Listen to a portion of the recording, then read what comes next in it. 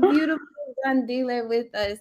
But before we jump in, I wanted to remind y'all that don't forget, we have some giveaways that we are doing. So shout out to, first of all, Getting Images, who has done over 50 portfolio reviews for us for free. That's exactly why you need to be in the BWP collective if you are not already. So stay tuned for more reviews because they're always going to be doing more for us, which we so love. Thank you so much, Getty. And then also, we have another giveaway. Shout out to Adobe. When you use the hashtag BWP Summit and tag us, Black women photographers, on Twitter or your IG stories, we're giving away a free year of Adobe Creative Cloud app. Ooh. Isn't that crazy? That's absolutely amazing. Yes. So if you don't know, the Creative Cloud apps include 20 apps, which are like Photoshop, Illustrator, InDesign, Premiere Pro, Acrobat Pro. Like the list goes on, which is a $636 value for free. But that's not it. We're also giving away the free Adobe photography plan. Like it just doesn't stop. We just are constantly just giving away the gifts. So all you have to do literally is use the hashtag and tag us on Twitter or IG stories so you can get these like amazing packages all for free. Now, let's jump into this wonderful conversation with Zandile. I am so happy you're here. I'm so excited to meet you and to have this conversation with you, with folks. We already got the people in the chat so excited to see you. Immediately, they're like, come on here, which was the first thing I said, y'all. I'm like, you are so gorgeous. Hello, How Pam. are you? Chrissy, thank you so much for having me. Sorry we battled a little bit getting in, but it's so lovely to be here. And fam, the blue just keeps on giving. It's ocean vibes all day, every day. Yes, ocean vibes, which I'm so excited to talk to you, Zandile. But just to give a little background to the people, I want to let them know just a little bit about who you are. So Zandy is a free diving instructor and conservationist behind the Black Mermaid Foundation, which you founded, right? Yes. Okay, cool. So Zandi is dedicating her life to helping young Black people get into the water and overcome their fear of diving into the depths of the sea. Zandi became South Africa's first Black free diving instructor just last year, 2020. 2020. Oh my Yes. goodness. Like, look, so Zandi's been doing this for 3 years and also made history, like we always do. What a star. What a star. And ultimately, your work centers around creating the first encounter that exposes the youth to the ocean. Big ocean. 100%. So beautiful. So, yes, again, I'm so happy to have you here. Personally, I love the ocean, I love the water. And I just took my first scuba diving class this year. I was so excited. I'm so happy. And ultimately it's so that I can take more this summer and to do surfing. So like I really want to talk to you about the ocean, how you found yourself to the ocean. Like, can you please just give us the intro of like how you even figured out that like, oh, this is what I want to do and saw yourself in this place. Chrissy, first, thank you so much for having me. Black women photographers, fam, it is incredible to be here. How did this journey start? I grew up in a township, so maybe a place that would be called maybe the projects, but I grew up nowhere near the ocean, and I didn't know that the world exists in the ocean in the way that it does. And so in 2016, I'm going through the most. I'm going through a very hard time, and I end up in Bali. And in Bali, I go on my first ever snorkel trip. This is 2016. I'm 28 years old. I do not know how the snorkel works, how the mask works. I know nothing. And I jump into the water, freak out, think I'm drowning. Turns out I'm not. And I look beneath the surface, and it was the most beautiful world I'd ever seen. The blue was just, it was just surreal. I'll never forget the coral and just how the sun was hitting the coral was just the most beautiful thing. There was a moray eel that came in. There was these crazy yellows on the side, and it was just the most beautiful world I'd ever seen. And then I got back into South Africa, started scuba diving. Scuba diving didn't quite feel like that moment in 2016. And then 2018, 2019, I see these girls on Instagram. They're diving, they don't have tanks. I'm thinking, what witchery is this? What is going on here? And I want in. And from the first moment when I went freediving, there it was. There was that feeling of belonging, that feeling of home, that feeling of knowing that this is all I've ever wanted. I want to teach. I want to tell anybody who will listen. I was one of those horrible people to be around. You could not stop me talking about the ocean. And I feel like I've gotten better, but I don't know if I have. No, And that's beautiful though. I truly relate. Like I always want to talk about the ocean, and I mean, even if we're just like in the water swimming or relaxing or floating, like so I completely relate to this feeling. Um, how did you know, or even just begin like underwater photography? Because I feel like I learned about it a little later in my career, and I was like, wait, I could do that? Yeah. It's crazy because I guess you have the GoPro. So 2016 snorkeling, you have a GoPro in hand, and you could hire the GoPro. That's how it started. Later on, I got my first GoPro. Later on, you start seeing people take really incredible quality videos, and you realize that we're not on the same. We're not seeing the world through the same lens. We're not capturing through the same lens. And then you realize that you can take your DSLR. I have a Nikon, and I shoot on Nikon underwater, and you just realize that there's a new world that opens up to you. And the only problem is the barrier to entry is cost. My housing is easily more expensive than my cameras, than my lenses, than it is pricey. And so that's the place where there's the challenge of accessing the higher level. So, but it doesn't stop you from telling the story. Why did I first pick up the camera? I wanted to show my family what I saw under there. I don't come from an ocean family. I wanted them to see the world. I wanted them to see the sharks, the humpback whales. I wanted them to know that we could exist in the water. And I'd had the biggest fight with my grandmother for the longest time. You're not supposed to be in the water. You shouldn't be there. And I'm like, but Gogo, I'm there. And only after she saw the video of me and a shark in the same frame, she was like, okay, girl, you can do whatever you want. After that, she was like, that's it, do whatever. And it's just been the most beautiful journey, taking the images, taking those videos, bringing them home to my nieces, my community in the foundation, telling the bigger story. I'm so surprised that it was the image of the shark where she was like, okay, cool. Because my mama would have been like, girl, no more. That's it. But I'm so glad you mentioned that though, because I was thinking about this process for you. And like you said, like you didn't grow up around the ocean, and there's stigmas. I'm sure, I mean, you were raised in South Africa. So it's like a part of that is, I think, the stigma or the stereotype that like Black folks don't get in the water, or like we need to stay away from it, is of course because of the transatlantic slave trade, right? So that's like deep rooted history and like trauma that we all face.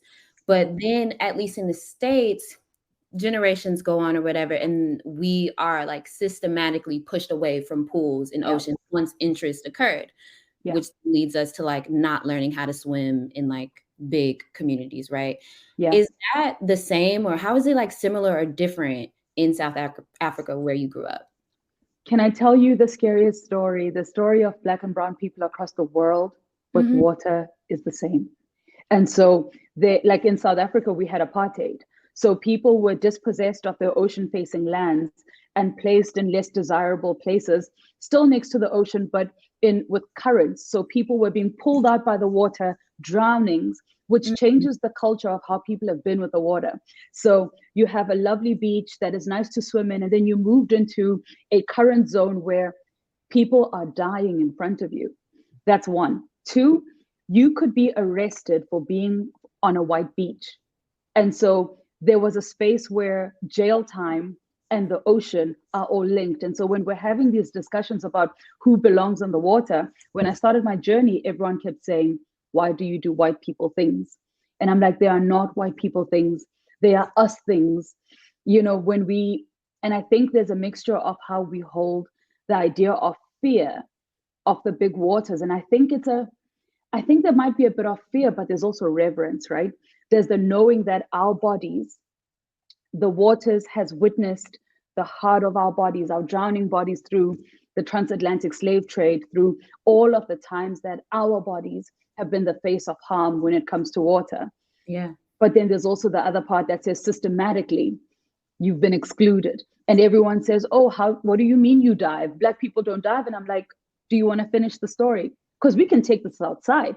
If you're going to say Black people don't dive, I need you to come through. Why is it? And why have we also, on the other side, held on to this story as gospel, made it our identifier, when that's not true? When we go back to our grandparents, we speak of a beautiful place of coexistence, of the ocean being a deity of sorts. Right. There is a history of connection. And I think we've just forgotten. And every single time I'm under there, I'm always saying, how do I help us remember? How do I help us see her beauty? How do I help us remember that right here is exactly part of our culture too?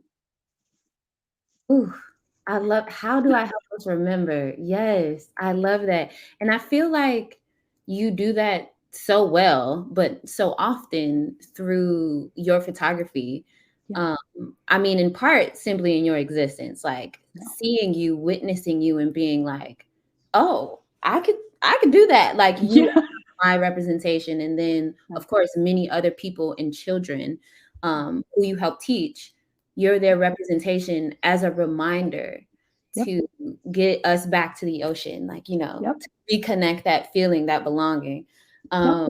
Can you tell us more about how you're teaching kids, especially with your foundation? Yes.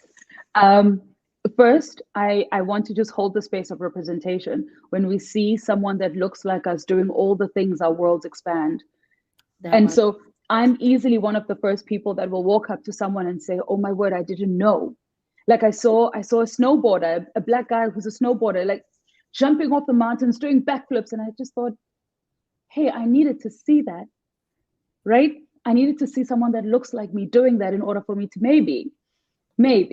But how do I take the kids out? So the kids stay in a township in Cape Town. So they are about 40 minutes from the nearest nice beach. And so I pick them up, we go to the sea, and we learn about what we're going to see. That's one. What are we going to find in the ocean? We're going to find octopus, we're going to find fish, we're going to find kelp. A lot of people are afraid of kelp. They find it like scary, which is maybe true. And then we might come across sharks. So I show the kids the life that we're going to encounter. I show them what it looks like when we're underwater, and that's usually a video of me underwater. And then I show them the challenges that the ocean is facing. Plastic, we know that we've got a problem with plastic pollution.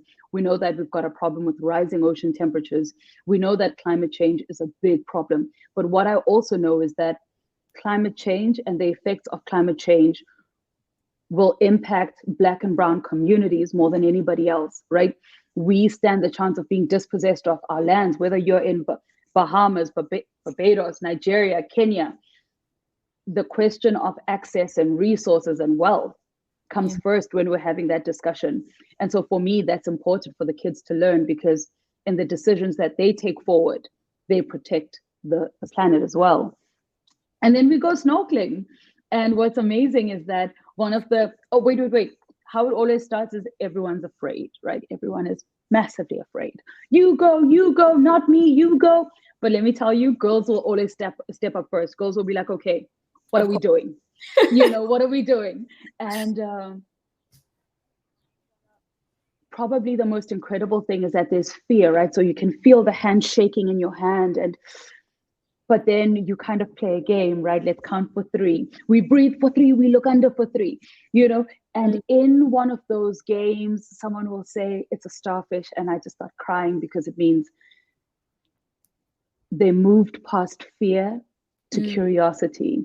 And in that curiosity, they saw something. And so we begin to play into that, and that's how we explore. But what's also beautiful is that one of my team leaders, kids do what they see us do. They don't do what we say, they do what they see.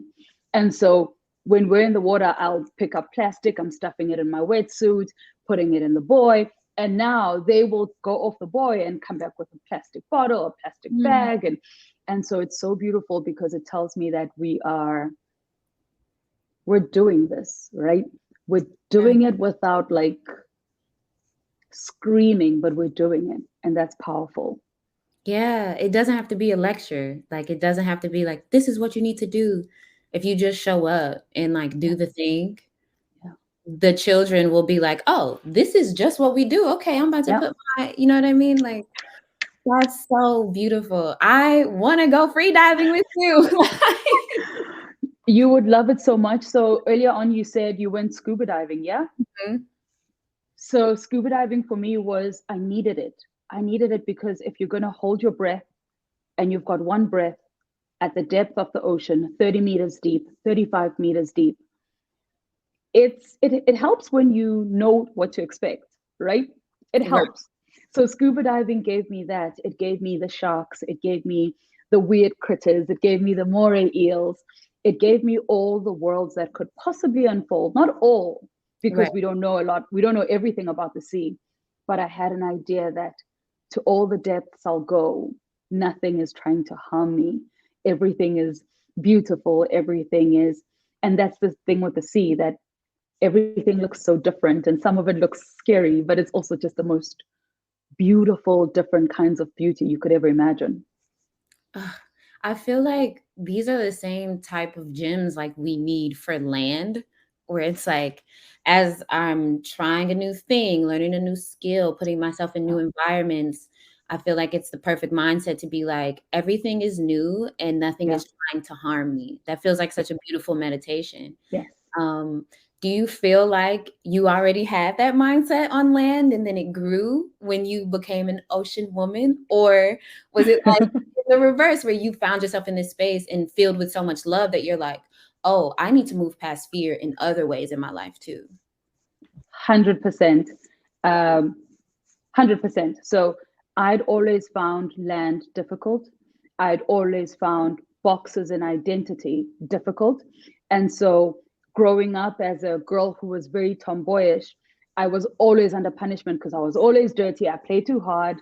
And I just battled to fit into the one conforming space. And corporate was hard and racist and horrible, but it also started with the color of my skin. And so wherever it is that I walked in, it was first this idea that I'm only black when I'm a black woman, yes, but I'm also like all of these things, right?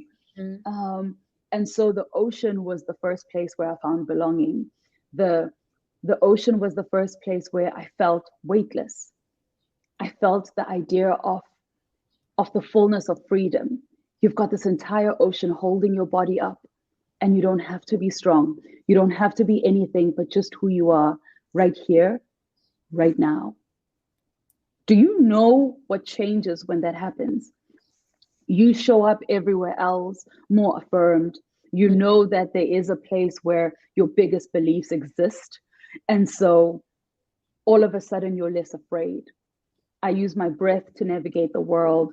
I use the bigness and the vastness of the ocean to navigate a very big world that can be complex. Mm-hmm. And you kind of realize that, the ocean is many things, but no one gives her any one name. No one says the ocean is bad because people have drowned in it. No one says the ocean is horrible because they know her calm ocean days that are like sweet and sassy and they taste like summer. She's just the ocean. She is storms. She is calm. She's just the ocean. Zan, speak to me.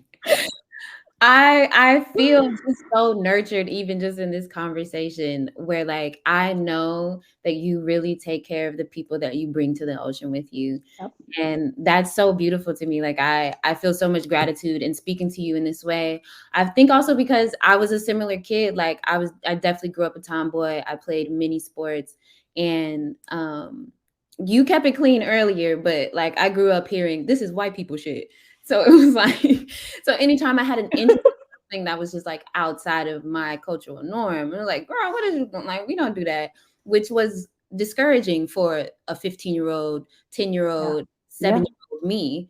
And I feel like in this process of now, we're talking about moving past fear and entering curiosity. What I Yeah. recognize is that, I mean, childhood in general, that's the Yeah. basis of it. We are Yeah. curious beings because everything is new every single day, every single Yeah. moment. Yeah. And I think what you're talking about with like coming back to yourself, finding that curiosity, and then entering into confidence is like the beauty of moving past fear, which is where I feel like I am right now in life. Yep. How I finally took a scuba diving class, and I'm like, yes, we about to go surfing. Which, speaking of which, actually, in case y'all don't know in the chat, the LA Black Women Photographers section have hosted, I think, 2 so far, surf lessons and photography lessons on the beach. So it's like one part we're learning how to surf, and another part we're learning how to photograph surfers, photograph movement, photograph the ocean, the water. And there's so many lessons. So again, just like if you're not already signed up to be in the collective, please do, because people like Zandy are in the collective and opening up all of our minds to like what is possible for life and then for our careers as photographers. So with that, do you ever take other photographers with you on your dives to like teach them how to shoot? It's actually such a hard one, because part of what makes underwater photography niche is that the underwater housings are made per camera. So essentially you would need to have a housing set for your camera. And so that's a difficult place. And so for me, I would say there's 2 things. There's the space of exploration and learning and finding comfort. That has to come first. And I don't know how else to explain it, because if you think of on your most recent scuba dive, if your buoyancy in the water is not perfect, then you can't you can't drive the camera forward, right? So you need to first have that level of confidence in yourself that you're not hitting the coral, you're not falling into the shark's face, you're not doing spirit fingers, because spirit fingers and sharks is a little, spirit fingers look like fish. And so it's the space of like finding your comfort in the water, finding your flow, finding your knowing, finding your placing, finding your breath, right? So I shoot on free dive, so I'm shooting on breath hold. I'm changing settings, I'm sitting on this, and it's all on one breath. So there's do you know what I mean? So it's these 2 worlds that you kind of have to merge. And either way, you need to know your body and how it's laying in that water in order for you to sit with the sharks, to be with the sharks, to get the shot, right? You want to come back up and see the majesty of a shark. You want to give it its flowers, because they don't move around as, they're not known as these big apex predators, because for no other reason but the fact that they're powerful. And so your whole idea is the hope to capture that, but to also the grace to know that they're not man-eating monsters. Right. So for me, I haven't taken anybody into the water, because it's a space of, from a photography space, it's a space of learning. It's your own journey, and you need to pace that journey for yourself. And when I think about it, I stand next to people that have been shooting underwater for 20, 30 years, and you find yourself consistently beneath, right? And so you need to bring yourself to the place that says, hey, Zizi, this world, was first built for white access and comfort first. As you show up in this space, you're going to need to perk up your shoulders, trust what you're capturing, and you're going to learn. And the learning process will be hard, but we're here for it. The journey is not about perfection. It's about saying, how do we show up over and over again? Choosing to punch into the bigness of what lays above you, to be one of the only, and still show up and say, mine is also worthwhile. Mine is also valid. And I'm going to learn, and I'm going to learn on a paid clock too, right? Because we come from a space of, I don't know if we're held as gently to learn as our white partners and people. The space has always been gentler. And I keep on saying, I want to be a Black woman, but I don't want to only be identified by strength. I want to be identified in my softness and grace as well. I want to learn and fall and know that I'm held. I want someone to laugh and say, of course you didn't take off your lens cap, and we're 40 meters deep into the sea, and I have to make an ascent to get my camera out the housing, take off the cap, and everyone laughs about it. I Yeah. want to learn in safety. I don't want to learn in the hards of you have to. I want to know I will, but I'm also held up to the light while I learn. Yes. Oh, I love that so much because that's the thing about being a Black woman pretty much in any space. It's like we have mentally, we're holding on, and emotionally too, we're holding on to a lot of the characteristics that are placed upon us. Yeah, And it really is that honestly, that's where the strength come from, where to allow yourself to let it go and be like, no, view me as me. I have all these identities and they're yeah, important, but yeah, like I want to be held in the softness. yeah, And then I also think about how that relates to like literally how the ocean holds you. Like you don't have to do any work for that. Like you just lay back and the ocean is just like, got you. yeah. Like to view life in that way, to have that mindset as you go through life, I think is so beautiful. And really a testament to the strength of your lungs, girl. Because free diving and shooting at the same time, like, how do you even prepare for that? How do you train? Girl, let me tell you, you should see when like you're overexposed and you're trying to make all of the changes and it's all on breath hold and you're trying to keep calm and you're trying to get the shot, and it's definitely finding a space to zen inside of yourself. Don't rush yourself. This is not a competition. At the same time, nothing in the ocean is chilling, right? Nothing is like, oh, this is nice. Take a picture of me now. No, no, no, no, no, no, no. Everything's moving. And so you need to hold the space of grace for yourself, because that frustration that comes with not getting that shot at the first go can really take you out. It takes out your energy. Yeah. And so I often say we need to step into our humanity as Black people, as Black women. We put ourselves first as these hard perfection, we will make it. And we are also human. The space that says, okay, I didn't get that shot. I need to go up to breathe. You get the shot and you know what it looks like, right? When you go back, you know what it looks like. You know that when I move the camera between this side and this side, I go from dark to overexposed. Do I put on my ISO compensation? Do I let the camera take over for certain parts? Not everything has to be manual. Mm-hmm. So I feel like I'm always walking myself into the gentleness, into the beauty, into the capture, to fully feel and be with. And the first is not, I must. The first is to be with. And in the being with, to capture and tell the story and come home and laugh. And Yeah, it's really about that mindfulness. You seem to have to practice a lot of presence, like yeah, being present, being mindful. Um, and I think it relates to how I was mentioning earlier, like, did you learn that in the ocean or did you learn this on land? I feel like so much of the conversations in general lately, in particular with Black women, is like, how do yeah, we maintain our presence when yeah, we do carry so much, yeah. especially in this career? So I'm wondering, for the folks in the chat or literally just anyone, like, how do they get started in underwater photography? Like you mentioned, you saw folks using GoPros years ago. Like what Yes. gear can they use? What mindful practices can they use to like get themselves just in the water and begin? Okay. The number one, find your comfort with swimming, right? No one is saying to be Olympic. I'm not Olympic, but I can do some stuff, you know. But the whole idea is find your comfort in the water. If you can, there's such like little basics that are big. When I'm swimming in the ocean and I don't have fins on, I'm just like a body and a costume. When I'm exhausted, to just learn to turn your back over, right? To let the water hold you. But when you're tense, the water can't hold you. You sink. Mm-hmm. So you need to find the space of knowing the fullness of your breath. We're always coming back to the mindful, to the present. We don't react with panic.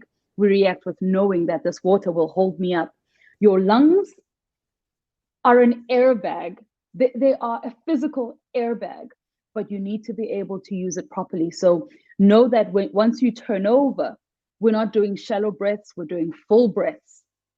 and then you go back and you find your comfort. That's one. Mm-hmm. Two, if you didn't grow up anywhere really around the ocean much, I would say scuba diving is a beautiful way to understand the pressure of the waters, to understand how the light changes as it enters different depths and different columns and how it interfaces with the subject. Um, and so scuba diving has a place. And three, if you're comfortable with the water already, find a freediving instructor. Let someone help you learn how to breathe, how to expand your lung volume, how to take full advantage of your entire, like your entire life vest, pretty much. You know, if you get a nice good breath in, your tummy, your belly makes a pot, and it comes into your chest, and a really big breath will come into your shoulders as well. So if you're learning to breathe, you'll know that you can click your back just by your breath. You take a nice big breath and it unclicks. And so that's a beautiful place of knowing where your breath goes, knowing where your contractions are when your body wants to breathe, and knowing how much more time you have based on the frequency of the contractions that are in your body. And to start taking photos underwater, there's beautiful places like starting in the shallows. So if you live somewhere that's close to a nice shore entry by the rocks, there's always fish that will come to feed. Sunrise and sunset are beautiful times to shoot. And with regard to gear, GoPro is fantastic. Get an action camera. It's always a perfect place to learn. You can get there's another camera called an Olympus. It's a tiny camera, and it's good to about 15 meters of depth, if that's your vibe. But to have a DSLR or to have your mirrorless camera, to have a real camera is also beautiful because it helps you to learn. And if you're already taking captures on land, to take it underwater, you already know where your buttons are. You know what you got to do to get that shot, you know? And so for me, it is first find your comfort. Know that when you're in the water, you know what you're going to hold on to. You've seen the rock. You know that the rock doesn't have a scorpion fish on, which is incredibly poisonous. So you need to know your surroundings, survey it, know where you're going to place your hand. Nothing is not intentional. The water is just about intention. Yeah. It reminds me, when I took my scuba diving class, because it was a 4-hour class. One of the first rules they told me, or just like tidbits they told me, was that the Yeah. most dangerous creature in the ocean is a panicked human. Yes. And it feels like a reminder of being like, it sounds like you're listing off so many things you have to be mindful about. But if you're just first relaxed and comfortable in the Yep. space, Yep. then it's like a step by step, really, where it's Yeah. like get comfortable, get relaxed, and then you just do the next thing and then do the next thing. Yep. Especially like you said, considering if you're already a photographer, you're shooting on land, you know your camera. Sounds like it's a pretty easy fix once you can get your body to like mellow. 100%. And I think here in the States, there's a brand called Outex. Can I post it in here? Yeah, absolutely. It's called Outex. I think it's sending, but it's like a plastic bag that you put your bigger camera in, and it gives you about 5 to 7 meters, I think, of depth. And in the beginning, that's all you need. And if you think about it, the first 10 meters of the water is where your most perfect light is. After you get to like 10, 15, 20, you lose. The blues are the first to go. No, the reds are the first to go. So you begin to lose colors of the rainbow the deeper you go. Your first 10 meters, the sun is holding you up. The sun is like, do your thing, girl. But the deeper you go, she's just like, peace. Right. Can you talk a little bit about that too? Because I watched like some of the ocean-based documentaries or something on Netflix, and so much of it is like folks say like you do a lot of color grading because especially just to your own eye, real colors are just erased the deeper you go. How do you navigate that, like from what you're witnessing to you get to the editing part of like your filming? It's interesting. You have to pay attention, right? If I have to look at my first videos, you kind of think, oh, this is a fantastic video, this is incredible, and you put it up, you're like, but those colors aren't right. Yeah. That's not how everybody looked. And I mean, at 30 to 40 meters, when you bleed, your blood is black. Your blood is like bluish black. And so that already tells you that the reds are completely gone. Yeah. So for me, it's always saying, what do I remember? What do I know? And you know what you know. Trust your eyes. Trust your eyes. Trust your eyes. And so when you're doing your edit, you will always need to edit underwater footage just to bring back the richness of the colors and the beauty of everyone under there. And that's why the Adobe Creative Suite, a vibe. Okay. Double vibe. Let them know. Triple vibe. Adobe. Which, speaking of filming, you have a film coming out, Zandy. Yeah. Oh my God. It's called Shaped by Water. Please tell us everything about it. Let us know how to support you in that. I'm going to share about it. I love this so much. Thank you so much for that. Yes, I'm in Newport currently, Newport, Rhode Island, and we premiered the film and we did a public screening. And now you need to actually sign up to get to the film, to get updates on when it will be available and where it will be available. But there it is. And it's such a beautiful story of how our waters are connected. It talks to a mountain skier, a sailing team, 11th hour sailing team, and myself who's underwater. Just the whole idea of how all of our waters all run down to the same oceans. How we treat our waters anywhere else, that all runs into the ocean. And so it's just this beautiful story that reminds us that all the water that we have today is all the water that has always been on Earth. There has never been more. This is all we've ever had. And so as we have scarcity in water, we know that there's a problem. And so just the connection that says the health of our oceans is connected to the health of our freshwater systems. And so we have a responsibility to keep that together. Oh, there we go. Yeah. This one, or did you want me to pick a different one? No. So the first pinned one on the left. Gotcha. Yeah, that one. So those are some of the visuals for the film. Guys, can I please tell you, at the premiere, it was the first time seeing the film and it was so beautiful, but I think I was out of my body. At the public screening, did I not weep like I was weeping like, ooh. But it was beautiful because, and so it's two films. It's one art film and one documentary. And the art film is all silent. And then the documentary, there's speaking. And I talk about fear and I talk about my relationship with fear. And it's just crazy how that resonated with so many people. But I think also for me was kind of sharing with the world my most sacred place, the place where I go to think and dream and release. And so when you're sharing it with the world, it kind of feels scary, and sharing your vulnerability. But I'm also learning that in our vulnerable state, we're able to connect, which is really powerful. And that's a film that I made for Water Bear. So I wrote that story, I directed it, and I was also talent in front of camera, which is just incredible. Truly, like writer, director, talent, freediver, like you literally do it all. But to talk about what you were just saying, like I feel like that's the theme of the day. On our last conversation, I spoke with Ivy Owino, and so much of it was also about like our relationship with fear and moving past it into curiosity, finding confidence. And I feel like it's just such a big theme of like how we really find ourselves and connect with ourselves. 100%.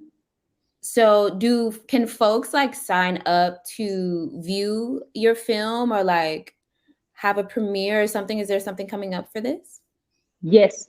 So just when we finish our talk, I'm going to go onto Instagram. And if you just click my link in bio, that's where you can sign up to get updates on the film, when it will be screening and where it will be screening.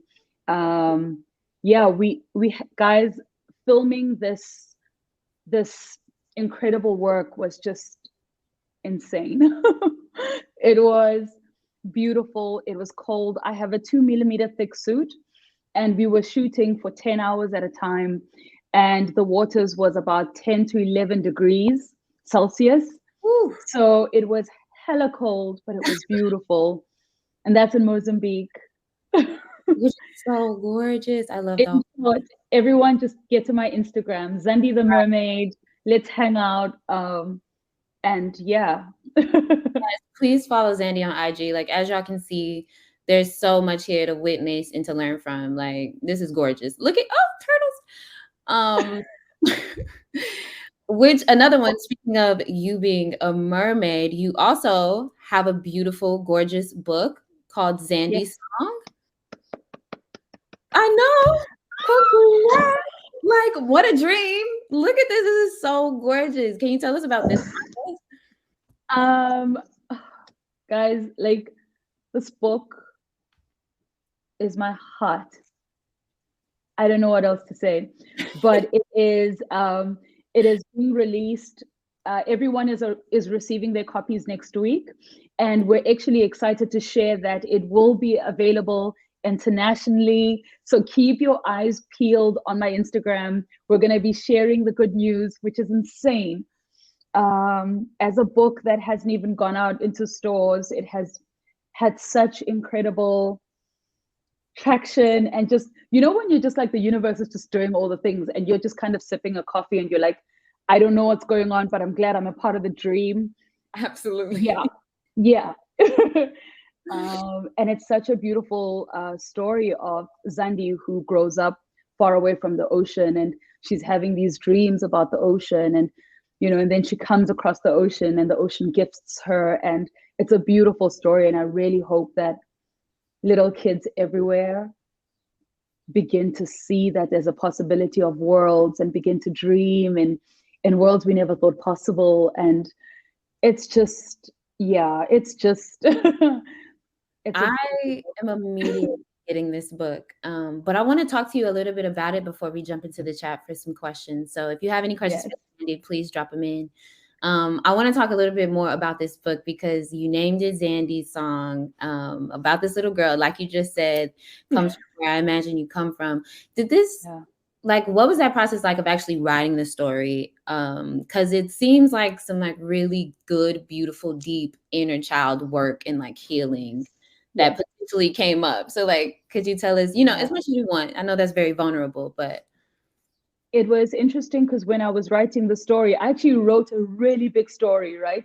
And then they were like, we think that's a little bit too long. Could we cut it a bit shorter? And so we had to make it a bit shorter.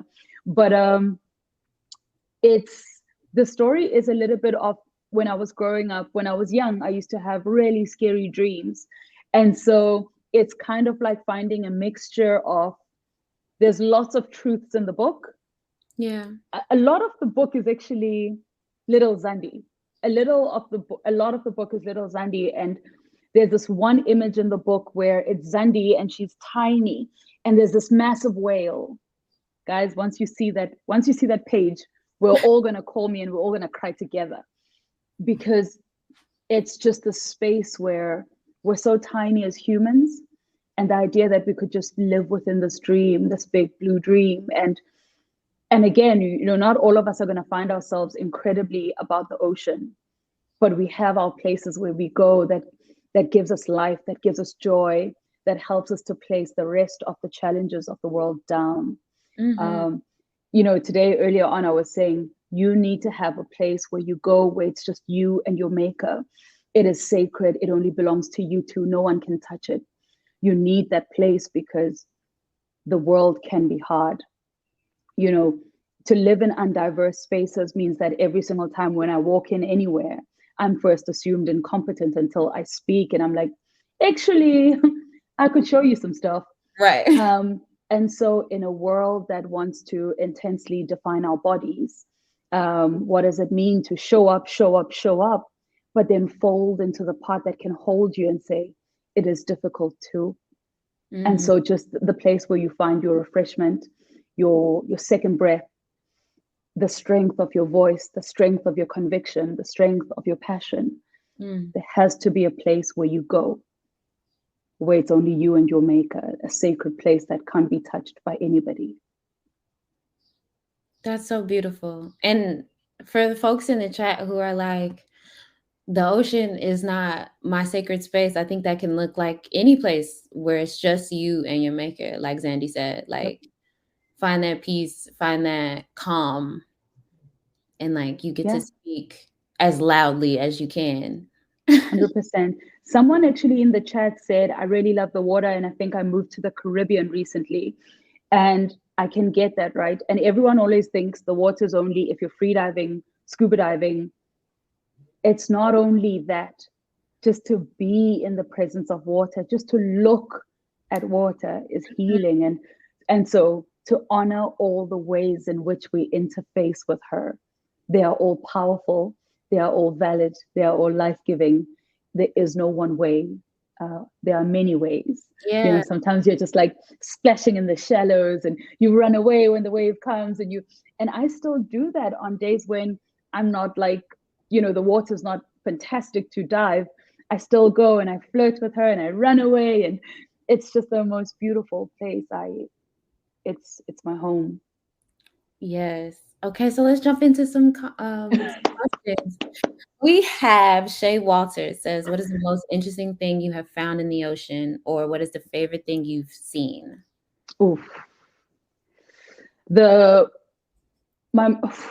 Can I give you two favorite things that I've seen? Absolutely. So dolphins, for me, were always interesting, but it was realizing how when we laugh, they are charged by our own energy. So I have this video on my IG where just the more I laughed, the dolphin was just like all around me.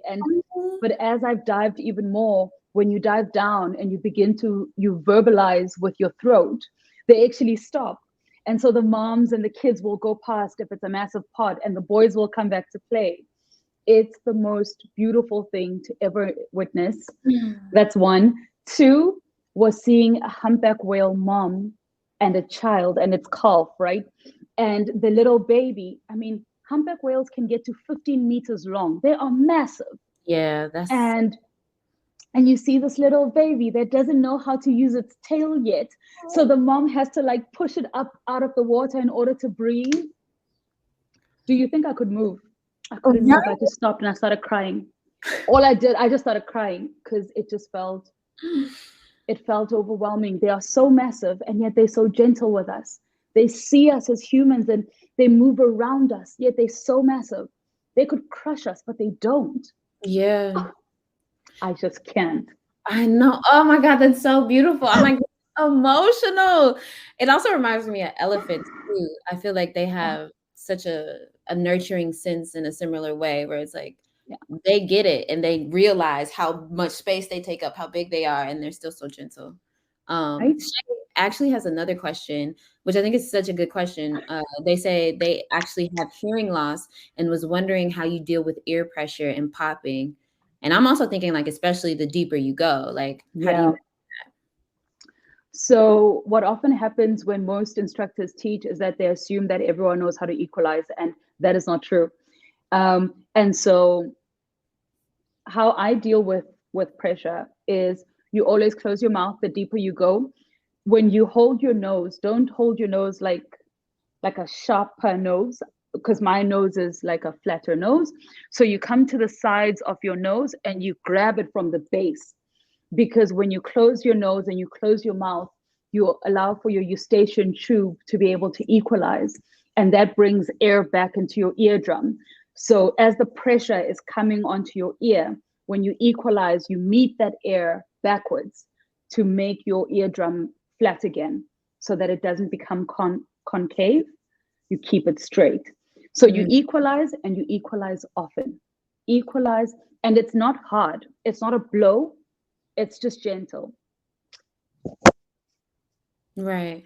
It's gentle, gentle, gentle. Amazing. I know you mentioned earlier that Zandy's song will be available everywhere, right? Laura Rose says, are you releasing it for the UK? It's going to be international. I should be in the UK, but actually drop me a message. I'm coming down to the UK in July. So if you want, I can bring you a copy. So if anyone is in the UK, just like get into my inbox and I can just like come across with like a small bag of books. And if it's not in the UK, I'll definitely bring a few copies. Look at that. That's so amazing. So Laura, you just put everybody on. Shout out to Laura Rose. Thank you so much. And we just have so much love in the chat for you. Like everybody's saying you have. I saw I'm looking for them. Somebody was like, you need to voice a poem or something like that because your voice is just so common and sweet. And like they could listen to you talk forever. Oh, look, this was Phyllis K. Please consider narrating a poetry book about your relationship with the ocean. Absolutely. Yeah. What else? Easily the biggest love I've ever known, and an honor to witness that kind of love. Yeah. We have another question from Laura Rose, actually. Would love to know which kit you use to photograph in the ocean and which protective accessories. They said they really want to do some water photography without killing their kit. Okay, yes. So I have a Nikon Z6 II and I've got a 14-24 lens. Now, the 14-24 lens is because I love the big life. Like I want dolphins, I want sharks, I want whales, and that just gives me that wideness to be able to access that. That's one. Two, my housing at the moment is an Aquatech housing. I'm going to put it in the chat. Aquatech Elite housing. This is a good housing if you're looking mid-range. My whole kit was about $3,500 to $4,000. And then if you want to go highest end of housings where you know that you can dive down to 60 meters, Nauticam is your guy. Aquatech, you can only go to about 15 meters. Nauticam, you can go to 60 meters and beyond. And Nauticam is like a steel aluminum structure. It is the highest level. It's also like $6,000. It's a lot of money. But then Outex is the one where you're like, I'm being shady. I'm putting everything on the line. But I'm ready to. And so I would say if you're looking to get that gear, Aquatech, anywhere you're buying your housing, they will ask you, what is your body? What is your lens? What is your, and because every single thing is made specific to your setup. And so that's important. Yeah. And then I also have a dome in front, and that dome just allows me to have space between the animals that I want to capture, but also the over-under shots, the powerful over-under shots that are magic. Oh my goodness. Zandy, I could talk to you forever. I feel like 1 hour was not enough. I have so many more questions. And I really want to get to this last question. We just have a minute left, but I really want to get to Lakita Costner's question. It says, what tips can you share for shooting the ocean at night? And then we'll just wrap up after that. Ooh, at night, if you're underwater, you definitely want to have a good lighting system. Find a good lighting system that's able to support you, that can charge inside of the housing. So find something, there's always accessories that can help you shoot underwater.